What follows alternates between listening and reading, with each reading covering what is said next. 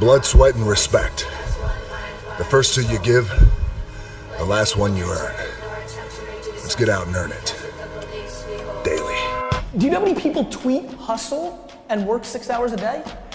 They say that nothing good happens in the 4 a.m. hour. Well, I can guarantee you this, it's 4:45 a.m., it's still dark outside. Look at that, the lights just went out, and I'm getting ready to kill this AM cardio. You can't even see me, but it's gonna be so good, it's bad. If you ever say to somebody else, why are you up so early? That is the quickest tell to you are not a winning player. I don't care if you're a born entrepreneur. I don't care if you've been to jail. I don't care if you dropped out of high school. What do you want to become? And what price are you willing to pay to get there? What now? Well, I'm always trying to outdo myself. So I pose the question for everyone else. What now with you? I know what I'm doing. I know the direction I'm going in, but I love to inspire and to motivate. So that question should be a question that everybody gets. After school, after work, after any and everything you do, what now? Have you ever struggled to be more disciplined? You know you got that paper due next week, but you don't do anything all week even though you know it's coming? Or you set up a brand new habit that you're so excited about that you know can improve your life, your relationships, or your work, but you don't stick to it? Or you started that workout routine, and you got really pumped up, fired up into it, you lost a couple pounds, but then 3 weeks later it was gone, and what did you blame? You blamed your discipline. I teach people that daily you have to prime yourself.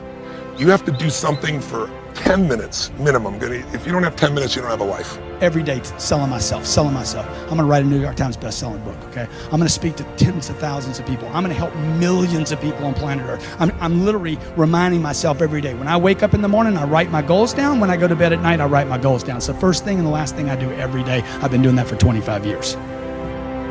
If you don't do that, if you get up and you just have no discipline whatsoever, you get no value of anything. Your diets don't work when you don't do them. Exercise doesn't work when you don't do them. But most of the people have some experiences that they want to shift. And once you shift those things, your whole life changes. But life is constant growth. My life isn't here because I went to one seminar one time and now my life is fit for life. I work out, I train my mind, I train my body, and it becomes a lifestyle. Discipline is one of the most important things we can develop in our lives, because without that ability to be sort of self-reliant and willful to get things done on a continual basis, we never get that great amount of momentum and progress towards what we really want. First time I wake up in the morning, I prime myself. That's what I've done for years. It's like I change my body to this radical breathing pattern or movement, but then I do through 10 minutes, 3.5 minutes of pure gratitude about 3 things. And the reason for gratitude is the 2 emotions that mess us up the most are fear and anger. And you can't be grateful and fearful simultaneously. They don't go together.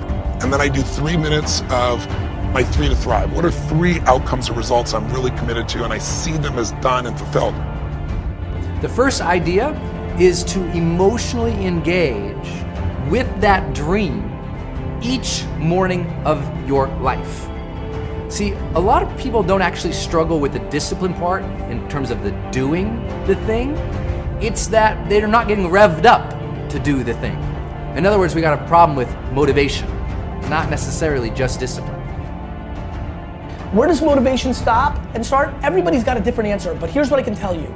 It's really easy to be motivated. Either you've got it or you can watch it.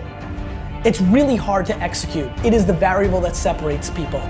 People are always gonna tell me every day I roll up on people, they're like, yo, I'm gonna buy the Seahawks and you're gonna buy the Jets. And I'm like, great, can't wait to see you. People are always telling me that they're gonna do this and that and this and that. And you know what I do? I ask lots of them to email me in 60 days, in 90 days, in a year. And you know how many do? Goose egg. People talk shit. And I don't know where it stops or starts, but I know that most of you, 99% of you, aren't gonna do anything about it, and that sucks. We have a problem with that. Once in a while, you hit it, you do the work. But a lot of times you fall off because you're not emotionally engaged in it. It's like, if you want a lot of discipline, you need a high level of emotional connection and focus on that thing that you want to work towards. So every morning, what I want you to do is just start a new visualization practice. When you wake up in the morning, close your eyes, think about the dream, the aspiration, the thing that you're really after in life. and just visualize it and really get yourself emotionally attached, emotionally engaged with it. Think about how great it will feel for you to have that thing, or be that thing, or contribute that thing, to make that difference. Just think about it, allow it to well up in your heart a little bit, get excited about it, remember the dream. That's why we get away from discipline, because we're so busy with the chaos of the world that we emotionally are no longer attached in a way that our brain says, hey man, focus on this. It's important to you, remember?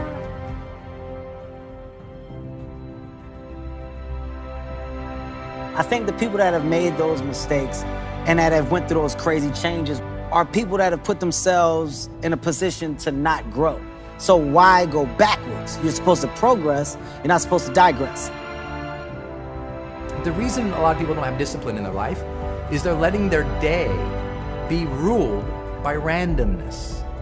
They don't have blocks of time that have actually been scheduled to do the thing they're supposed to do. So they're counting on sudden will. Oh, I'll get to that today, or I'll get to that someday.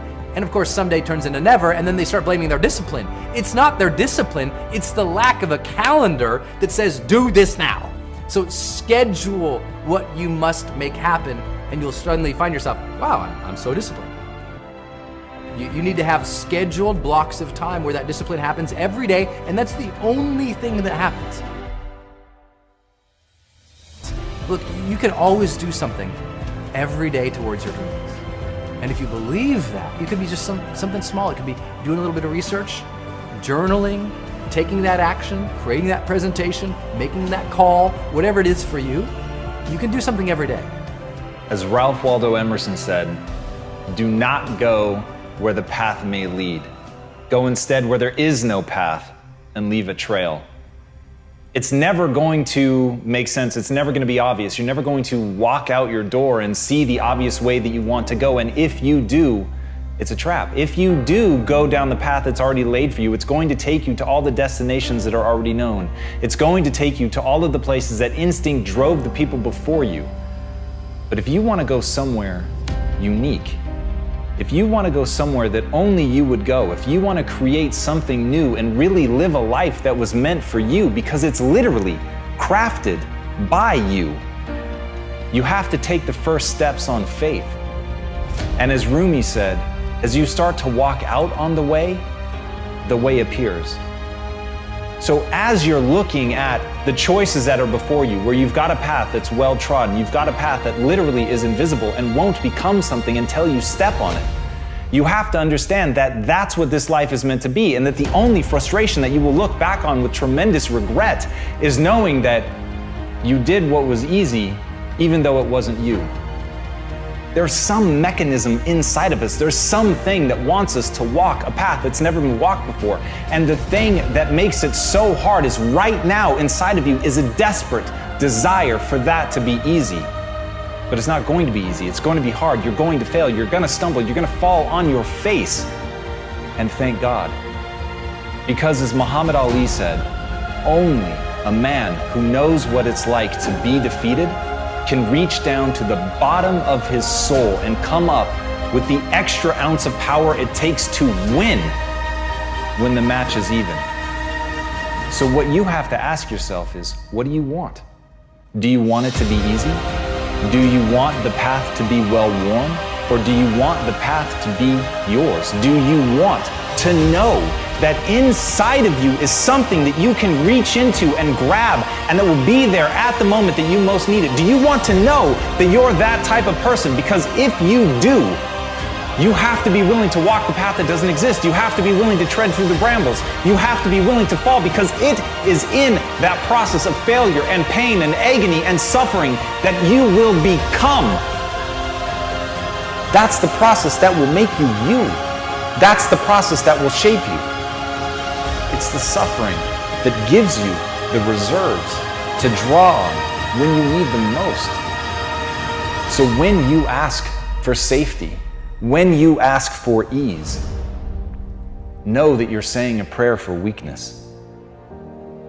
And when you take the hard way, know that you're forging yourself. When you make those demands, know that you're building a reserve tank that will be there at the moment when you need it. when you walk the path that only you can walk.